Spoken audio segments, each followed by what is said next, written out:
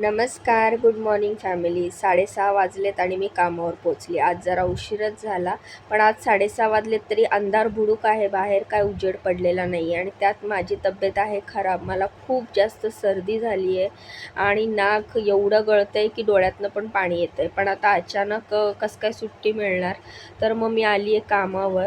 तर ID card जमा केली आणि मी लिफ्टचं बटन दाबून आता कामावर पोचते. तर कामावर तर अचानक एवढी सर्दी व्हायला लागली की नाकातनं डोळ्यातनं पाणी यायला लागलं. तर सर्दी तर मला आहे कालपासूनच, पण आज जरा जास्तच वाढली आहे. तर रात्री थोडासा ताप पण होता, पण काय नाही, आराम केला की आजार पण जास्त येतं, म्हणून मी सुट्टी न घेताच कामावर येण्याचा विचार केला. कामावरनं काय मी 10 वाजेपर्यंत घरी गेली की मग त्यानंतर आराम करेल, ह्या हिशोबाने मी कामावर आली. तुम्हाला तर माहिती आहे मी जेवण बनवायचं काम करते आणि या घरी मी एंट्री केली आणि इकडे बनवलं आहे मी क्विनोवा उपमा. तर क्विनोवा उपमा मी नाश्त्यासाठी बनवलेला आहे. हा खूपच हेल्दी असतो क्विनोवा उपमा. ह्याच्यामध्ये बीटरूट टाकले, गाजर टाकली, कांदा, टोमॅटो, बीन्स, खूप सारे व्हेजिटेबल्स टाकलेले आहेत. तर जे डाएट फॉलो करतात, जे जिमला जातात, ते हा क्विनोवा उपमा खूप खातात. तर या घरात खूप आवडतो माझ्या हातचा मी बनवलेला क्विनोवा उपमा. खूप टेस्टी बनतो आणि तेवढाच हेल्दी पण असतो. तर ब्रेकफास्टसाठी क्विनोआ उपमा बनवला आहे. तर आता तुम्हाला मी दाखवते की मी लंचसाठी काय बनवलं आहे. तर मी ह्या क्विनोआ उपम्याची रेसिपी ऑलरेडी माझ्या चॅनलवर टाकलेली आहे. तर लंचसाठी बनवलेली आहे मलाई पनीर. तर मलाई पनीरची भाजी बनवलेली आहे. तर क्रीम पनीर पण म्हणू शकतो, मलाई पनीर पण म्हणू शकतो. ह्याची पण रेसिपी मी ऑलरेडी टाकली आहे चॅनलवर, तुम्ही बघू शकता. जेवढी छान दिसते ना ही भाजी, तेवढीच टेस्टी लागते. ह्याच्यामध्ये मी फ्रेश क्रीम टाकली आहे, कारण ती जी पॅकेटवाली क्रीम येते ती नाही आहे, संपली असल्यामुळे मी दुधावरचीच साय काढून टाकलेली आहे. तर तुम्ही तीसुद्धा टाकू शकता किंवा जर तुमच्याकडे नेसलेची क्रीम असेल बॉक्सवाली तर तीसुद्धा टाकू शकता. तर मलाई पनीरसोबत बनवलेली आहे लंचसाठी बीटरूटची चपाती. मल्टीग्रेन आट्याची चपाती बनवलेली आहे, त्यात बीटरूट टाकलेलं आहे किसून. अशा प्रकारे आपला लंच आणि ब्रेकफास्ट रेडी झालेला आहे. तर मग चला, आपला आता स्वयंपाक झाला आहे तर पटापट डब्बा भरून घेऊया. तर मी आता सरांचा टिफिन भरणार आहे, तर चला लगेचच सुरुवात करूया. तर अशा प्रकारे पहिले टिफिन घेतला आणि टिफिन भरायला सुरुवात केली. सर्दी खूप जास्त होती, खाली वाकलं तरी पण नाकातनं आणि डोळ्यातनं पाणी येत होतं. तर पहिले घेतला फडका आणि पहिले सगळे टिफिन स्वच्छ पुसून घेतले, कारण आता मुकेश भैया आल्यामुळे टिफिन घासलेले असतात, तर त्यामुळे मला फक्त पुसावे लागतात. फूड पेपर घेतला आणि सगळ्यात आधी जी चपाती आपण केलेली आहे बीटरूटची, ती चपाती मी ह्याच्यामध्ये भरली, म्हणजे फूड पेपरमध्ये रॅप केली आणि ती आता डब्यामध्ये भरणार आहे. नंतर नाश्ता आणि जे आपण मलाई पनीर बनवलेलं आहे ते सुद्धा मला एका टिफिनमध्ये भरायचं आहे, जो की मी रोज सरांचा टिफिन भरते.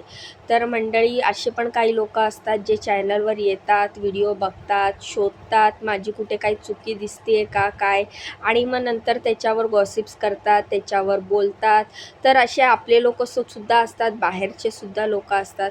तर आता मला हे सगळं कळायला लागलेलं आहे. पण काही असं असतं ना की बाहेरच्यांपेक्षा घरचेच जास्त आपल्यावर जळणारे असतात. तर ठीक आहे ना, आता जशी जशी आपली प्रगती होत असते तसे असे बोलणारे आणि जळणारी लोक पण वाढत असतात.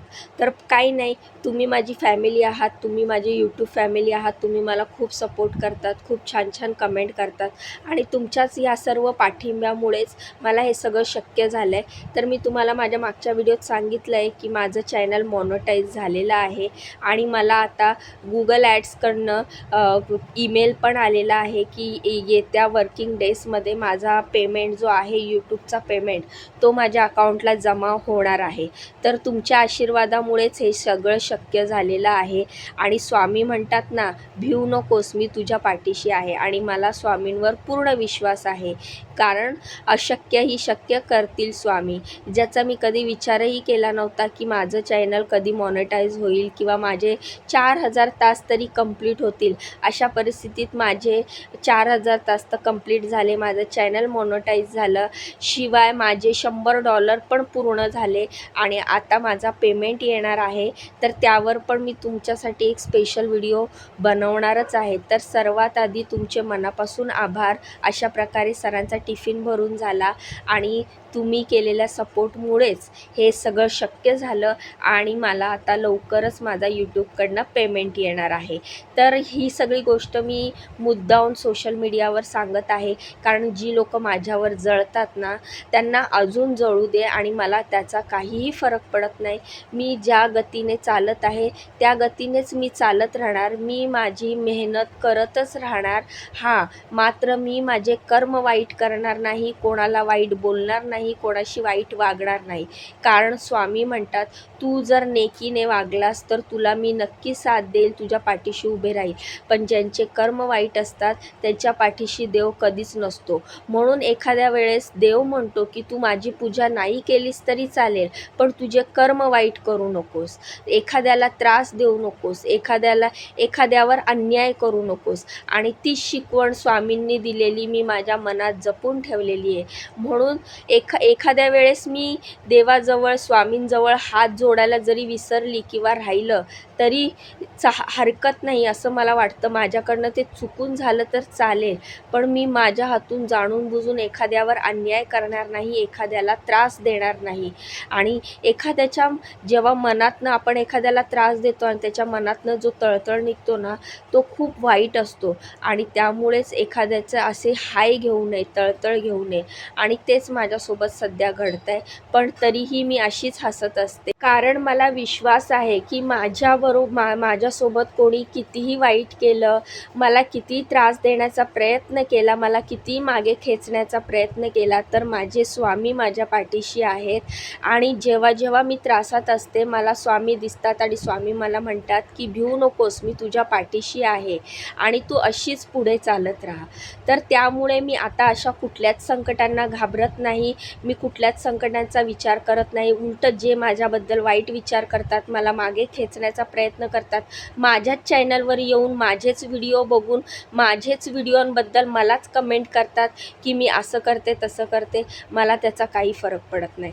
कारण जरी 10 लोक माझ्या विरुद्ध बोलत असतील, मला वाईट बोलत असतील, तर 1000 लोक मला चांगलं बोलतात. आणि त्याचंच उदाहरण आहे की माझी यूट्यूबची 6000 फॅमिली कंप्लीट झाली आहे आणि त्याच्यातले 99.99% लोक हे माझ्या साईडने आहेत आणि माझ्याबद्दल चांगला विचार करत आहेत.